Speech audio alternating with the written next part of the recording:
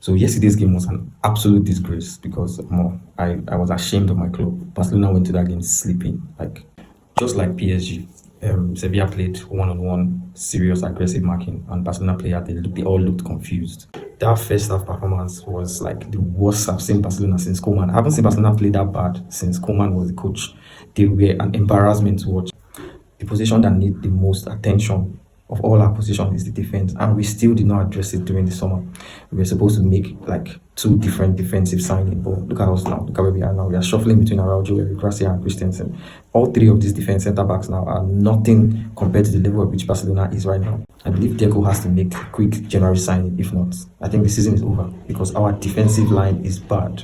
Our defense is so bad. Inigo Martinez, who was the main leader of the Barcelona's defense last season, is no longer available. And now it's so obvious that we lack a leader. And aside the fact that we lack a leader, we also lack that coordination.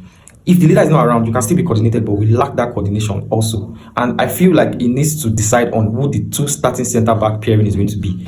Yes, it's good to have like choices and you can start anybody you want, but at least for now that they are trying to get themselves together, especially after the departure of Inigo Martinez, you need to have two starting centre backs that will understand themselves properly, and any other person can come in and work and try and fit into what they already have. Araujo, or however the pronunciation is, that guy needs to seriously think about his life. Because how would you, as a centre back, you are a leader, for God's sake, the captain, you are the one that's supposed to be like the person that's setting the example for the rest of the defense. But how could you be so unintentional about what you do in that box 18? You know that the other player is looking for how to buy a foul for you to commit and for them to get a penalty, but you still act like you don't care, and you've cost Barcelona the most out of everybody in that defense. You've been coming back for years now. You have been doing it. I think it's time to just take a very big decision on Araujo and just let him go, man. Let him go. Let him go to the Premier League where they can do all those things without consequence. You wrapped your two hands on the Sevilla player as if that was not enough. You also went in with your leg. Are you fighting wrestling? That was a very stupid decision from Araujo, and I don't know, man. Flick needs to just let him sit on the bench for a while. Christensen and Eric Garcia are way better centre backs than Araujo. Any one of them should pair with Kubasi. Although the only thing Araujo gives us is his speed. And we've not even seen anything good from his speed in recent times because let him just sit down on the bench. The match yesterday was a very, very disgraceful match. Everybody was shit. Only Pedri and Rashford stood out. The rest, everybody was shit. And after the first goal that Sevilla scored, the players' attitude still did not change. They were still sleeping and they were so sluggish on the ball, losing balls, could not even complete 2 or 3 passes. It was just as if they came into that game with one eye open. And the highline we are playing is not even helping. More, I don't know. We need to just cut it off. I beg. There are some games you have to. Okay, when you know that yes, everybody is on top performance, everybody's playing well. Yes, you can play the highline, but not yesterday where you saw that the players something is off. This is not like maybe one player going off, or maybe everybody was off yesterday, and you still push the defense eye up. Like communicate with your players, fall back, sit back, let Sevilla work for their goal. But no, as if Flick did not still do that. They were still playing high, like half of the field. The second goal was even worse because it looks like somebody pressed the remote button and paused the players, and after the player made his run, they played the players, and that was how we conceded the goal. It does not make any sense. We cannot keep on conceding goals like this. We know that we can outscore our opponents whenever we concede silly goals like that due to our highline play. We know that we can outscore the opponent, but in this game we don't have our attackers. We don't have the people that can make the difference in the attack. We are playing with Lewandowski, an old man. Then we have Ferran Torres, someone whose leg is actually useless. We don't have Rafinha, we don't have Lamine Yamal. The only person up front there was Rashford. And that was not even enough because you need everybody to be at 100%. Rashford was not at 100% at the first half. Lewandowski and Torres they were just ghosting during that first half. So in that kind of situation, you don't have to be conceding because you know that yes, you don't have what it takes to outscore your opponent. Sit back, for God's sake. And yes, we've seen how the island can benefit us. We've seen that the island works. We've seen the magic it does. And definitely, it is something that you cannot just discard. But there are some situations where you should use a plan B as a coach. And yesterday was definitely one of them. Because you see that the players they were not even pressing. They were just, I don't know what they were doing on the field. And one of the major advantage of the high line is that it gives the players the opportunity to press high up. Because once the defense line is pushed to the middle, the other players are also in the half of the player and they can press. But if they cannot do that, what is now the need of playing the high line? Because yesterday was one serious problem of the highline, and Sevilla players were just strolling past our players. Like they were not even trying. They were just passing and they are just strolling. We were not pressing. Nothing. The 3 goals that they scored were as a result of the stupidity of our defenders high up the field.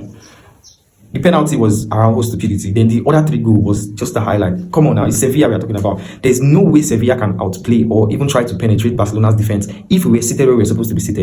Now, every team that wants to play Barcelona, you just need to do one thing in your training throughout the week, and that is just running behind your defense. Practice running behind your defense and perfect it. If you try that technique every time you're on the ball, 2 out of 3 times you will go free. And that is what is happening. Every team that wants to play Barcelona right now will just be practicing running through the defense and passing the ball, just lobbing the ball through the defense and let your striker run. The whole thing worked well last season, and I'm very sure it's because team didn't even have enough time to prepare, because it was like the first time we were playing it, and this is what, like, last season was the first time teams were playing against that high line, especially in La Liga. There are technical staffs that their job is just to watch games, figure out how to pass whatever it is that they're trying to play. And you're telling me that they will not have figured it out by now. So many teams have figured it out already. Just try and get your runs in behind the defense and lob the ball. And that is what's happening. And now we've seen it. PSG did it. Now Sevilla is doing it. Who knows? Who else is going to do it? Girona next game. And we are playing Real Madrid in this month. So Hansi Flick really needs to get himself together and do the needful, because it's not going to be funny if we keep losing. And other times where we lost last season, where we lost the game last season, we 100% played better than the opponent, but we somehow lost. That's understandable. But this one, we played shit and we lost. We deserve to lose yesterday's game. Yesterday's game, the players were collectively shitty. But if we are still going to pinpoint players that were really, really off, Dani Olmo was one of them. Because Dani Olmo, I did not even see what he was playing yesterday. I don't know. Dani Olmo has successfully scammed us. We paid 60 million for that guy. Throughout last season, if he's not injured, he's playing rubbish. All the big games we played with Dani Olmo last season, he ghosted everything. Now we know that we cannot even think about selling Femi right now. It is now obvious that we cannot play without Rafinha and Lamine Yamal. We can do with one of them on the field and the other injured, or the other on the bench, but both of them, it's impossible, because absolutely nothing was going on for us in that front. Towards the ending of the first half and throughout the second half, we saw that yes, the whole team improved their play, but the defense was still the way it was, because that high line, it's not sustainable. I will keep saying it. That high line is going to be the end of Barcelona if they don't devise a new method of play. On the attack, you can understand Lewandowski. Lewandowski is old. He needs support. If Lewandowski is not playing with appropriate support, you won't see him in the game. He will just be buying fouls and falling down in the midfield, and that's all he's going to do for you. And that was what he did yesterday. And with the spell of injuries we've had, the long list, Lewandowski has not been able to play anything. And now, unfortunately, Rashford is injured. So I really hope after the international break, everybody gets back to where they were from the beginning of the season. Because at the beginning of the season, we had 0 injuries. And how many games into the season now? We've had a list of injured players. I hope after the international break, everybody get back at 100% and we can compete properly. But obviously, that's not an excuse for us to play the way we played yesterday. I mean, terrible game from Barcelona yesterday. Terrible game yesterday. Lewandowski even missed the chance for us to equalize. If Lewandowski had converted that penalty that we got, I mean, that was a comeback now. That's our usual way of coming back, because we already had the momentum. We were already playing very, very well. But Lewandowski missed the chance for us to equalize. Every other chance we got since then, we were just being so wasteful. I mean, yesterday's game was... It should never repeat itself again. Rooney came on and missed this sweet one-on-one chance that could have made us at least back into the game. But no, we could not convert all our chances, and now Sevilla got the 3rd goal and they had the last goal and they won 4-1. I just hope we don't have to play any game without Rafinha and Lamine Yamal again this season, because it's not funny. Now we just have to hope that both players are fit and we can compete properly, because without them, no, this is not football. We were not playing football yesterday at all. And hopefully after the international break, everybody can be at 100%. I need Fermi Lopez to come back, because Dani Olmo needs to get out of the squad. We need Lamine Yamal, we need Rafinha, we need Jean Gracia. We need everybody back at 100% so we can at least stand a chance of playing good football again. I was ashamed of my club yesterday, and that have not happened like that in a very long time. When we lose with pride. Yesterday, we lost woefully. And I hope that will never have to repeat itself again. Let me know what you think in the comment section, and please share, like, and follow me.